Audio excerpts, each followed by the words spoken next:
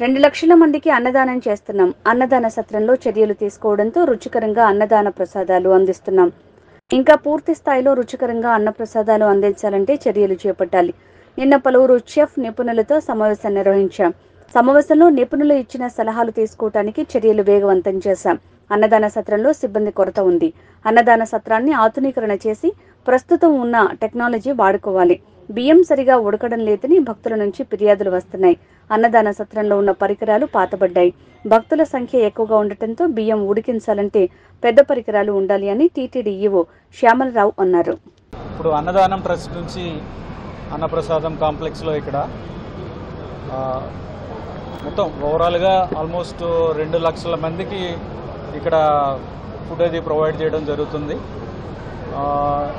ఇప్పుడు ఏంటంటే రీసెంట్గా చాలా మెజర్స్ తీసుకున్నాము. దానివలన ఫుడ్ క్వాలిటీ ఇంప్రూవ్ అయింది. ఇంకా ఫర్దర్గా ఇంప్రూవ్ అవ్వాలంటే చాలా చర్యలు తీసుకోవాల్సిన అవసరం ఉంది. ఇవన్నీ కూడా నిన్న కొంతమంది ఎక్స్పర్ట్స్తో డిస్కస్ చేయడం జరిగింది.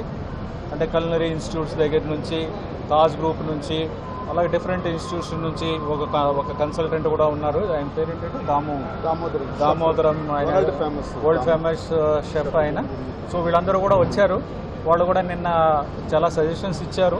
సో ఆ సజెషన్స్ ప్రకారం కొన్ని ఇమ్మీడియట్గా తీసుకోవాల్సిన చర్యలు ఉన్నాయి. స్టోర్స్ మేనేజ్మెంట్ దగ్గర నుంచి కానీ, శానిటేషన్ కానీ, ఇలాగ హెల్త్ అంటే ఎనలిస్ట్ని పెట్టుకోవడం కానీ, ఇవన్నీ కూడా ఇన్హౌస్ ఎనలిస్ట్ని పెట్టుకోవడం కానీ, అలా చాలా వరకు సజెషన్స్ ఇవ్వడం జరిగింది నిన్న.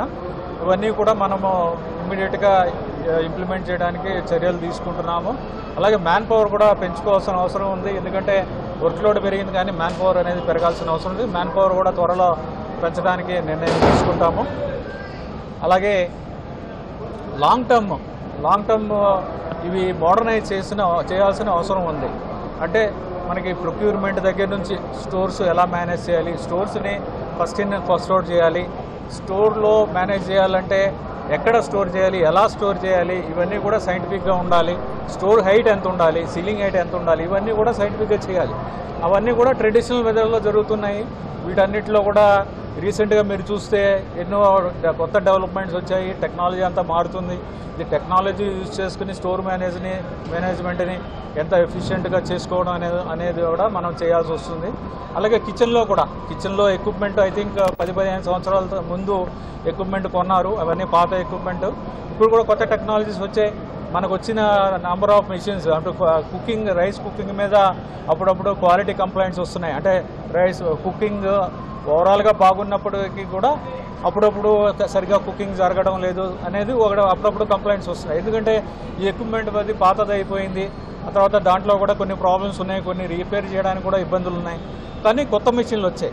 ఇంతకుముందు పాత మెషిన్లు ఏంటంటే ఆ కెపాసిటీ లిమిటేషన్ ఉంది. ఇప్పుడు వచ్చిన మనకి భక్తులు వచ్చిన నంబర్కి ఇప్పుడున్న మన మెషిన్లకి సంబంధం లేదు. అంటే ఇప్పుడు పెద్ద మెషిన్లు పెట్టాల్సి వస్తుంది ఇంతమందికి చేయాలంటే. మన చిన్న మెషిన్స్లో చాలాసార్లు చేయాల్సి వస్తుంది. పెద్ద మెషిన్లు పెట్టుకోవాల్సిన అవసరం ఉంది. అది కూడా వాటి మెషిన్లు చేయాల్సిన అవసరంతో పాటు సీలింగ్ హైట్ పెంచడం కానీ, సేఫ్టీ మెజర్స్ కానీ ఇవన్నీ కూడా చేయాల్సిన అవసరం ఉంది. అలాగే సర్వింగ్లో కూడా మనకి ఒక్కోసారి డిలే అవుతుంది. అంటే మ్యాన్ పవర్ తక్కువ ఉండటం వలన డిలేస్ అవుతున్నాయి. అవి కూడా ఐడెంటిఫై చేశాము.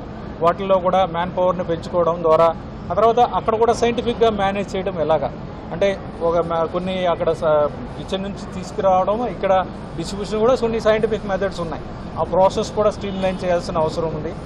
అలాగే చాలా అన్ని విషయాల్లో కూడా శానిటేషన్లో కూడా కొంత ఇంప్రూవ్మెంట్ చేయాల్సి ఉంది. అంటే శానిటేషన్ ఇప్పుడు ట్రెడిషనల్ మెథడ్స్లో చేస్తున్నారు. అవి కాకుండా మిషన్స్ పెట్టి ఇక్కడ ఇబ్బంది లేకుండా అంతా కూడా డ్రైగా ఉండేలాగా, ఎక్కడ ఇన్ఫెక్షన్స్ లేకుండా చేయాల్సిన అవసరం ఉంది. ఇప్పుడు ప్రస్తుతం మెజర్స్ బాగా చేస్తున్నారు.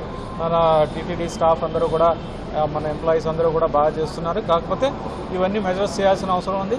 దీనికి మాకు ఒక కన్సల్టెంట్ కావాలి. ఒక ఓవరాల్గా ఈ మోడర్న్ మెథడ్స్లో చేసుకోవడానికి, ఓవరాల్గా మేనేజ్ చేసుకోవడానికి ఆ కన్సల్టెంట్ ఎవరికైనా వెతుకుతున్నామో ఆ కన్సల్టెంట్ వస్తే ఒక 1-2 నెలల్లో మొత్తం అంతా స్టడీ చేసి ఇమ్మీడియట్గా ఏం చేయాలి, లాంగ్ టర్మ్ ఏం చేయాలి అంటే ఇంత ప్రొఫెషనల్గా చేయాల్సిన అవసరం ఉంది. ఎందుకంటే ఫ్యూజ్ నెంబర్స్ చేస్తున్నాం. ట్రెడిషనల్ మెజర్స్లో చేసుకుంటూ పోతే, మన కన్వెన్షనల్ మెజర్స్లో చేసుకుంటూ పోతే ఎప్పుడో అప్పుడు ఏదో ఒక ప్రాబ్లం వస్తుంటుంది. ఇదేంటంటే సిస్టమేటిక్గా ఎప్పటికప్పుడు చేసుకుంటూ క్వాలిటీ చూసుకుంటూ హెల్త్ హైజీన్ చూసుకుంటూ అన్నీ కూడా భక్తులకు ఇబ్బంది లేకుండా చూసుకోవడం ఎంతైనా అవసరం. అవన్నీ మీద చర్యలు తీసుకుంటున్నాం. త్వరలోనే ఈ మార్పులన్నీ కూడా ఈ చిన్న మార్పులు చేస్తున్నాం. పెద్ద మార్పులు కూడా స్వీకారం చుడతాము. Thank you.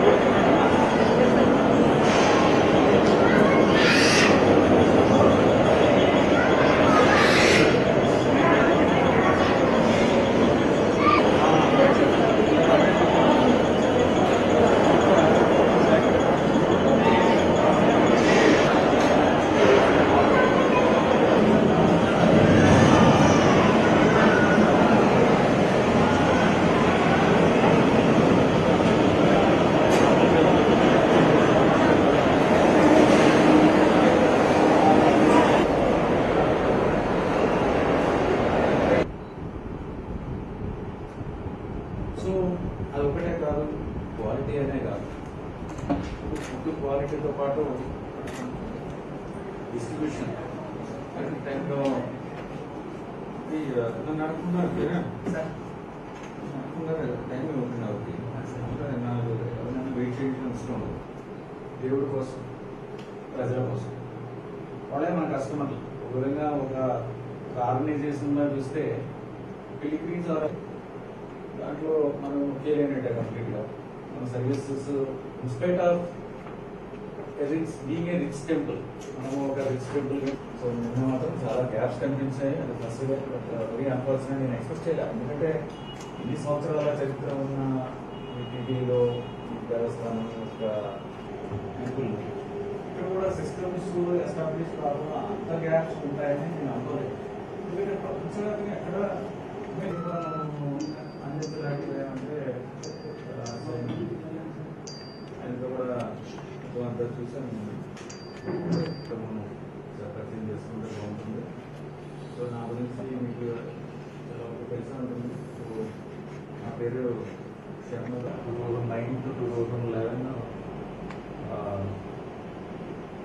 ఇక్కడ సో అది కూడా పరిచయం చేసుకోవడం.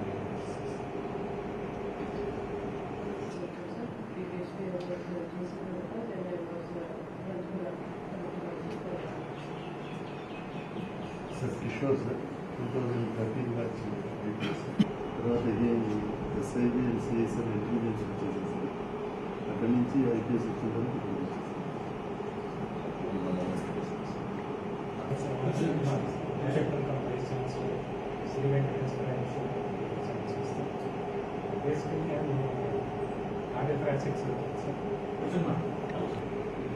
selected as a director.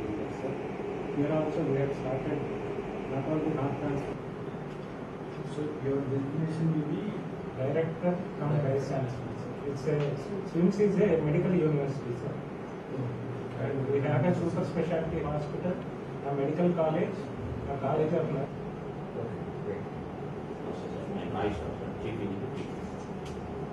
మీరు చెప్పేసిన ఈ పేరెంట్ అంటే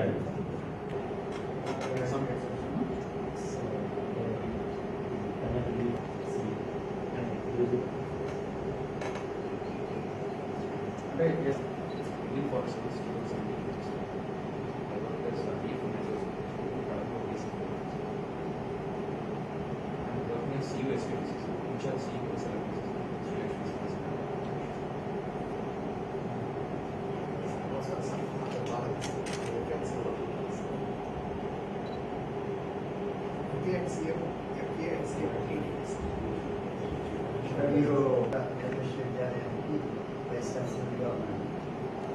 రెగ్యులర్ వైస్ ఛాన్సలర్గా